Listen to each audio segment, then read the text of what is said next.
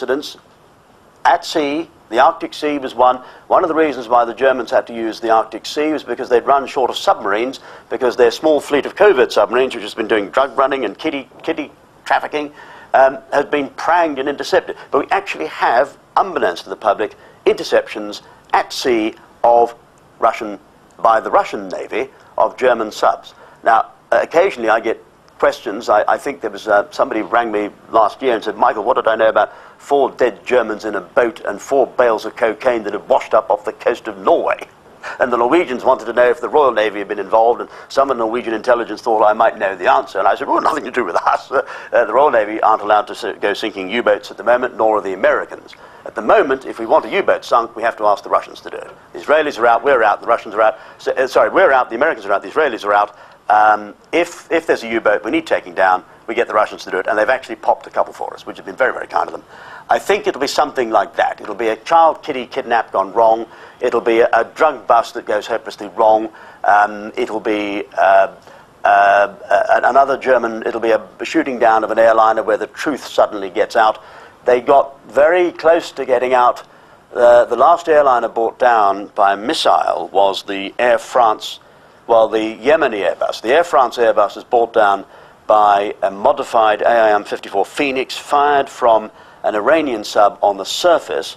The French then mounted an anti-submarine effort, attacked the Iranian sub, and we had diesel oil fuel, a big slick on the surface, which the Brazilians let us know about. The media said, oh, that's the fuel from the aircraft. But of course, you know, aviation fuel doesn't make a slick like that. That was diesel fuel. That was from the Iranian sub. The Iranian sub was either injured or got rid of the fuel for buoyancy reasons in order to crash dive. This is an Iranian sub on a drugs run, and there are major stability and buoyancy problems because they've got 50 tons of cocaine typically. That's at the front of the sub, and emergency crash dives when you've got that big heavy load up front are not easy, and sometimes you have to lose your diesel fuel. The Iranian sub runs back to Iran and is based at one point, refuels, we think, having lost a lot of fuel, refuels at a covert Iranian submarine base involved, because the Iranians do a lot of trafficking and they leave the stuff by sub. There's a covert Iranian base at the north tip of the Comoros Islands. The French knew about this base. The French tracked the Iranian sub into the Comoros Islands. They lost her. They eventually picked her up. They sent down a nuclear submarine. You remember there was all sorts of activity in the South Atlantic. Everybody was following what was going on. The Australians sent over a Collins-class submarine. You wouldn't believe what was happening. And I bump into Australian generals and admirals from time to time. The Aussies, I think, sent off a Collins-class sub. The US Navy were really interested in what was going on.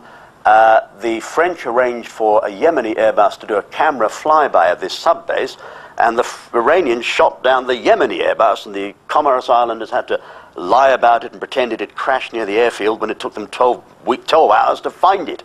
Their story was, oh, the airliner crashed in the sea just off the airport. The airport's by the sea, and the airliner crashed in the bay. They didn't know where it was for 12 hours. Something like that, it's very easy to trigger a war. At some point, the media are going to ask questions. The media were completely dumb and silly over the Air France thing, and the media will buy just about any nonsense you give them. But at some point, one of these crazy operations is going to blow up into a hot war. You can't keep kidnapping kiddies, smuggling drugs, bringing down airliners in international airspace, mass murder, Lockerbie. I mean, Lockerbie could have started a war if the truth had come out. You can't keep covering up the truth. At some point, the truth is going to get into the open. And that, I suspect, will be the trigger. Yes. Thank you. Mr. Shrimpton, I'm quite willing to believe all sorts of things, and I have a great interest in military matters, intelligence matters. I've taken a great interest in this all my life. I come from Fire and Furnace, where we make nuclear submarines. Yep. In fact, I helped to build them. Make a very good job. Very good job with them, too. We do indeed. In fact, they're better than the banana boat that the Newcastle one ever built, but that's another story. And I have to say that I've heard the most astonishing catalogue of suggestions, allegations, and all the rest of it about this subject, which you say, of which I have very little knowledge. I'm willing to acknowledge straight away. And here you are telling me that we're going to be in a shooting war within sort of 5 to 12 years, and that this has been a continuous process of the German intelligence activities since 1900 onwards, you say. Now, there are two flaws to this which I find very difficult to understand. One of them is, which you hinted at the beginning, which was the world banking system and the fact that the Germans wanted to control this. Now, I find it astonishing that you tell me on the one hand that the German intelligence is controlling China, Al-Qaeda, various Arab interests and so on, and yet the whole of the world banking system is to a very great extent controlled by American and Jewish interests who are not going to like that. So that's my first question. No. One question at a time. Please don't make a speech. It's the same question. I'm not trying to make a speech, believe me. I'm just finding it extremely difficult to come to terms with what Mr. Shrimpton is telling me. Good. And the other thing is that, and this is really the question, that in the face of all this, which is quite amazing, there's no doubt about it if you say it's true, why is it then, and this is the question, that the American and the British and the Israeli intelligence agencies are so impotent and stupid and useless in dealing with it? Right, two questions. For practically a century. Yep. Two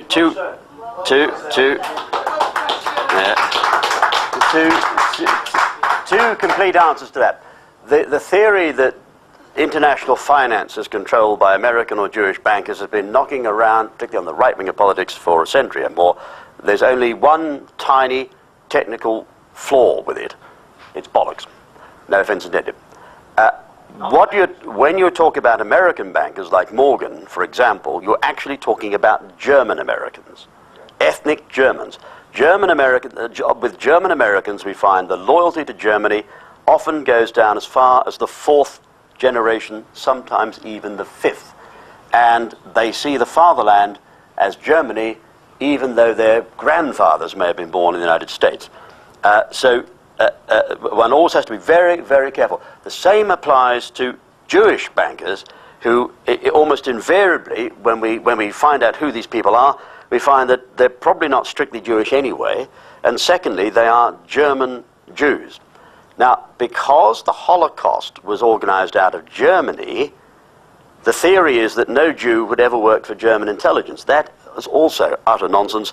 If you think about it, if you're a German intelligence officer, who is the best person in the world you could recruit, particularly after the Holocaust? Jewish. There have been a number of Jewish assets of German intelligence over the years, and you have to be very, very careful. The world banking community is not controlled by Americans. It's not controlled by Jews. It is controlled, if there is a single controlling power, and of course the banking system is complex and not every bank is run from Germany, but ultimately you can trace the control of most banks back to Frankfurt. If you have, for example, an American bank like Citibank, it may be American in terms of its base, it may be American in terms of its name, it may speak English, but you've got to look at the shareholding, and sometimes you've got to look at the shareholders controlling the shareholding, and sometimes you've got to go back and go very deep. In the intelligence community, what we do is go deep. We find out who is in ultimate control of, let us say, Citibank, and you will be able to trace that back to, for example, Frankfurt. I don't think they control the lights, though. Albert, you'll get. Yeah, right. Mr. Shrimpton. Oh, sorry, the second question. I didn't answer your second point. Yeah, second point, the intelligence community. The problem that Mossad, who are very good, love Mossad, wonderful people, but the problem that Mossad have had, MI5 and MI6, and American intelligence, is German penetration at the top. MI5 and MI6 were both founded by German spies. Vernon Kell, Mansfield Cumming, both assets of German intelligence. The Germans have been very, very successful in penetrating our agencies and penetrating at the top. The CIA was founded by a German spy. The first director of the CIA, for example, was a very, very, actually quite charming man, Rear Admiral Oscar Hillenkoetter. We see the tea coming in, which is marvelous. Reinforcements have arrived of tea. For those watching the internet, it's a Sunday afternoon, and it's a very informal occasion, and tea is very much part of it.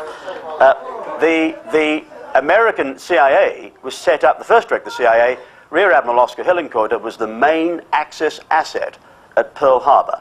He was the executive officer on the USS West Virginia. He was the main source for Japanese naval intelligence of the American naval dispositions at Pearl Harbor. So the CIA have been controlled. The first 3 directors of the CIA were all German spies. Hillenkoetter, you go through Bettel Smith,